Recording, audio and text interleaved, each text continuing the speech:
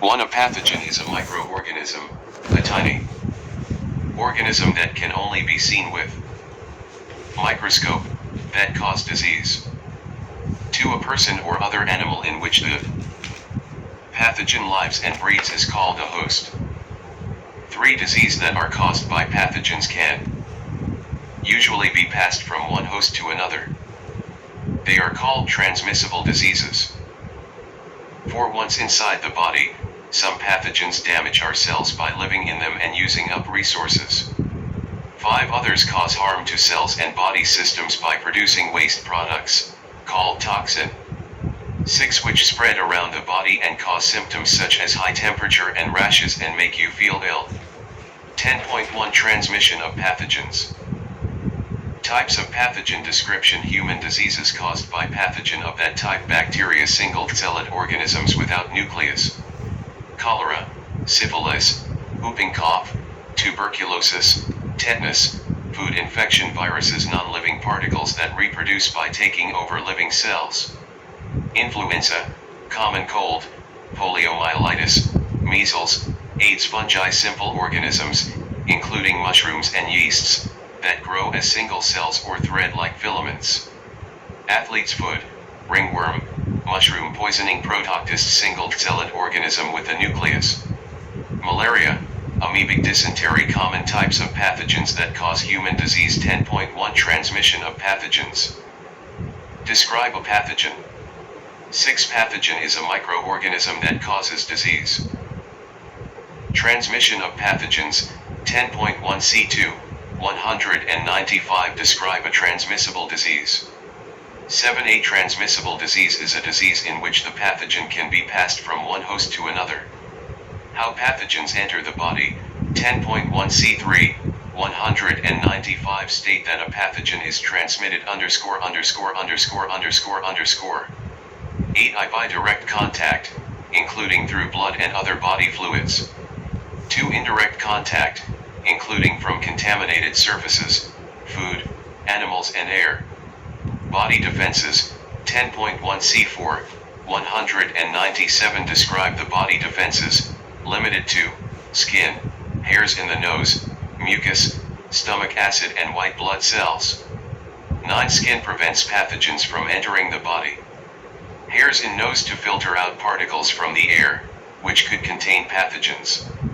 Mucus in the airway traps bacteria. Then bacteria are swept up to the back of throat and swallowed, rather than being allowed to get into lungs. Stomach acid contains hydrochloric acid, which kills lots of bacteria in our food. White blood cell, phagocytosis, engulfing and digesting pathogenic cells. Producing antibodies, clump pathogenic cells so they can't move easily, agglutination, and releasing chemicals that signal to other cells that they must be destroyed. Waste disposal. Explain the importance of the following in controlling the spread of disease. A. A clean water supply. 10I. A clean water supply is crucial in controlling the spread of disease because many illnesses are transmitted through contaminated water. 2. Disease such as cholera, typhoid, and dysentery are caused by bacterial or viral infections that can be spread through water. 3. Having access to clean water reduces the risk of these diseases and helps to prevent outbreaks. Waste disposal. 10.1 C5 201 Explain the importance of the following in controlling the spread of disease. B. Hygienic food preparation. 11I. Hygienic food preparation is important in preventing the spread of foodborne illnesses. 2. Proper food handling, storage, and cooking techniques can reduce the risk of contamination by harmful bacteria, viruses, and parasites. 3. When food is not prepared hygienically, it can become contaminated and cause illnesses such as Salmonella, E. coli, and norovirus. Waste disposal. 10.1 C5 201 Explain the importance of the following in controlling the spread of disease. C. Good personal hygiene. 12I. Good personal hygiene is essential in preventing the spread of infectious diseases. 2. Regular hand washing, covering your mouth when coughing or sneezing, and avoiding close contact with sick individuals can help to prevent the spread of illnesses such as the flu, colds, and COVID-19. Waste disposal. 10.1c5, 201 Explain the importance of the following in controlling the spread of disease. D. Proper waste disposal. 13i Proper waste disposal is important in controlling the spread of disease because it reduces the likelihood of exposure to harmful bacteria and viruses. 2. Poor waste management can lead to the buildup of hazardous waste and the spread of disease-carrying pests such as rats and flies. Waste disposal. 10.1c5, 201 Explain the importance of the following in controlling the spread of disease. E. Sewage treatment. 14i Sewage treatment is important because it helps to prevent the spread of waterborne diseases.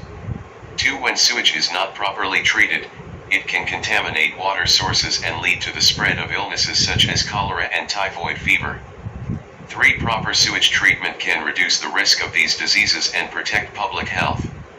Cholera. Describe cholera. 15i Cholera is a disease that affects the digestive system. It is caused by the bacterium Vibrio cholerae. Cholera is transmitted through contaminated water. Hence, it is a common disease where water isn't treated and purified.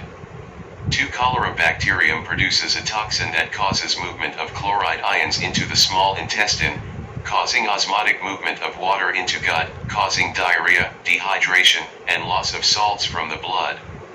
3. It can be treated by rehydration therapy. 4. Cholera can be prevented. If people are given access to clean water, then cholera won't spread. 10.2 The immune response. The immune response. 1. Sometimes harmful pathogens are able to enter the body despite all of the preventative actions that the body takes. 2. When this happens, white blood cells, immunity system, are the main type of cell that are responsible for dealing with harmful pathogens. 3. White blood cells are found in the bloodstream. There are 2 different types of white blood cells. I. Phagocytes consume pathogen. 2. Lymphocytes produce antibodies. There are thousands of different kinds of lymphocyte. Each kind is able to produce a different sort of antibody. 2. All pathogens have unique proteins on the outside of their cells. These unique proteins are known as antigens, and different pathogens have different antigens, different specific shapes. 3. An antibody is a protein molecule with a particular shape, which is complementary to the shape of antigen. Lymphocyte pathogen antibody antigen antibodies to destroy a particular pathogen. Antibody molecules must be made which are a perfect complementary shape to the antigens on the pathogen. 5. The antibody molecules bind with antigen. In some cases, this directly kills the pathogen. 6. In other cases, the antigens stick the pathogens together. This stops the pathogens dividing or moving, making it easier for phagocytes to destroy them. Pathogen antigen antibody from lymphocytes antibodies. Most of lymphocytes do not produce antibodies. It would be a waste of energy and materials if they did. 8. Instead, each lymphocyte waits for a signal that a pathogen which can be destroyed by its particular antibody is in your body. 9. If a pathogen enters the body, it is likely to meet a large number of lymphocytes. One of these may recognize the pathogen as being something that its antibody can destroy. 10. This lymphocyte will start to divide rapidly by mitosis, making a clone of lymphocytes just like itself. Antibodies. These lymphocytes then secrete their antibody, destroying the pathogen. 12. This takes time. It may take a while for the right lymphocyte to recognize the pathogen, and then a few days more for it to produce enough identical lymphocytes to make enough antibodies to kill the pathogen.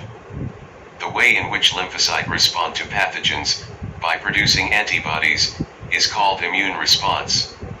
Antibodies. 222 lymphocytes produce antibodies that bind to the antigens on the pathogen. The antibodies produced are specific for that particular pathogen. They will only bind to the antigens on that particular pathogen and not all pathogens.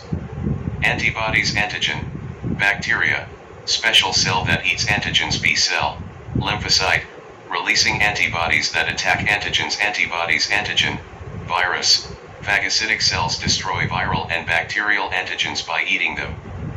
B cells produce antibodies that bind to and inactivate antigens. Memory cells, memory of the immune system, 204-24-1. When an individual's specific immune system responds to a pathogen, memory cells are produced. They are only produced when the specific immune system is activated, i.e. the response involving lymphocytes and antibody production.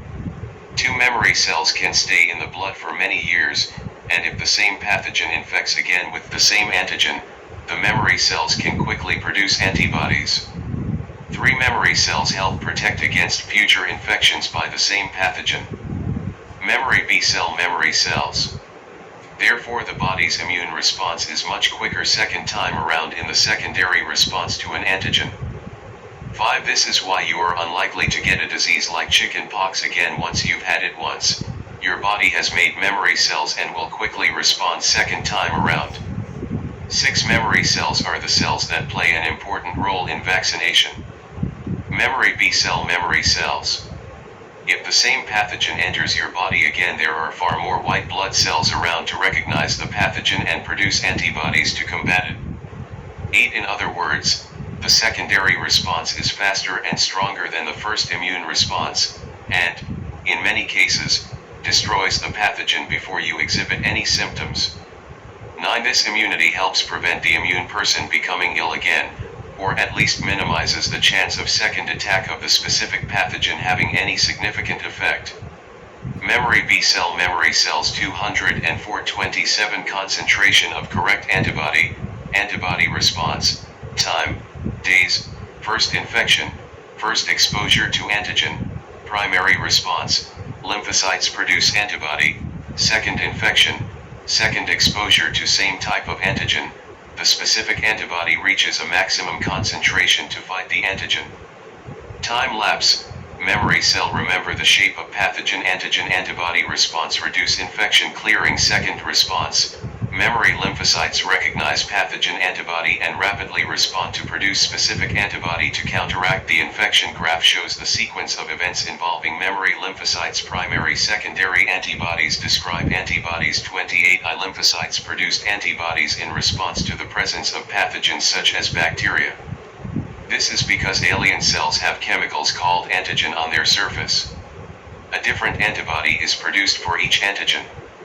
2 antibodies is a protein that bind to antigens leading to direct destruction of pathogens or marking of pathogens for destruction by phagocytes. Antibodies state that each pathogen has its own antigens, which have specific shapes. 29 I lymphocytes are specific white blood cells that recognize antigens on pathogens. 2 Each pathogen has its own antigens with a unique shape, so an antibody that fits the shape of the antigen is needed. Antibodies state that specific antibodies have complementary shapes which fit specific antigens. 30 I.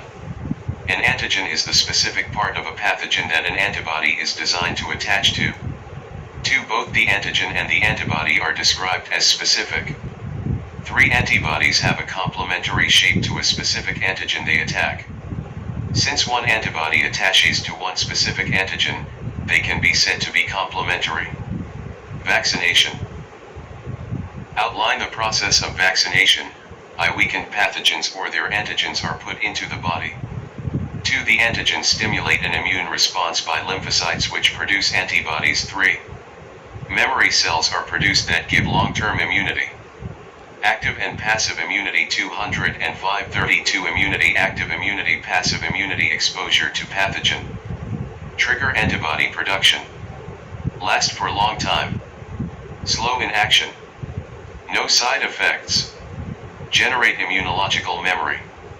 Given antibodies. Do not trigger antibody production. Lasts for few days. Fast in action. May has side effects.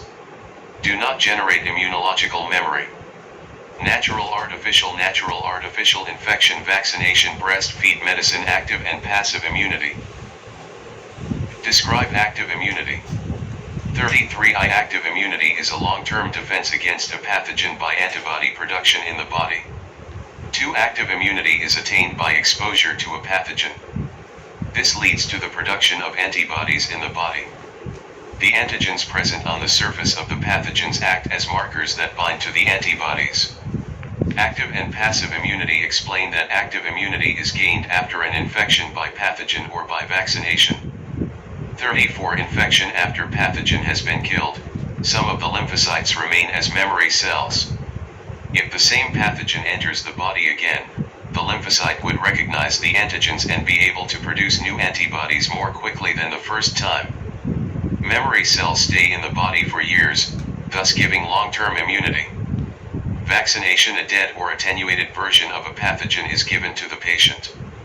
The antigens evoke an immune response, in which antibodies are produced. Memory cells are produced which stay in the body, giving long-term immunity. Active and passive immunity. Explain that passive immunity. 35. Passive immunity is a short-term defense against a pathogen by antibodies acquired from another individual, including across the placenta and in breast milk. 2. Passive immunity is short-term as memory cells are not produced. 3. Example of passive immunity, antibodies being passed to a baby through the mother's milk, thus it is important for babies to be breastfed to reduce the risk of diseases. Through injections of antibodies from a donor. Active and passive immunity. Explain the importance of breastfeeding for the development of passive immunity in infants. 36. Passive immunity is the body's short-term immune, as the body doesn't make its own antibodies but receives it from someone else too. A mother can pass on antibodies to her child during pregnancy and breastfeeding. 3. This is important as the young child's immune system may not be developed enough to produce its own antibodies, so passive immunity protects them from infections. Controlling disease by vaccination. Explain the role of vaccination in controlling the spread of diseases. 37. Vaccination can be used to control the spread of disease by providing herd immunity. 2. This is where a large amount of the population is vaccinated and are thus immune to the pathogen, so the disease cannot spread as there are only a few people left who can still become infected. The few that cannot be vaccinated, for example due to medical reasons, are therefore protected against the disease. Definitions. Pathogen. A microorganism that causes disease. Host. An organism in which a pathogen lives and reproduces. Transmissible disease. A disease that can be passed from one host to another. Transmissible diseases are caused by pathogens. Transmission. The movement of a pathogen from one host to another. Toxin. A poisonous substance, a chemical that damages cells. Symptoms. Features that you experience when you have a disease. Infection. The entry of a pathogen into the body of a host. Keywords. 40. Antigen. A chemical that is recognized by the body as being foreign, that is, it is not part of the body's normal set of chemical substances, and it stimulates the production of antibodies. Immunity response. The reaction of the body to the presence of an antigen. It involves the production of antibodies. Memory cells. Long-lived cells produced by the division of lymphocytes that have contacted their antigen. Memory cells are able to respond quickly to subsequent contact with the same antigen. Vaccine. A harmless preparation of dead or inactivated pathogens that is injected into the body to induce an immune response. Active immunity. Long-term defense against a pathogen by antibody production in the body. Passive immunity. Short-term defense against a pathogen by antibodies acquired from another individual, such as from mother to infant.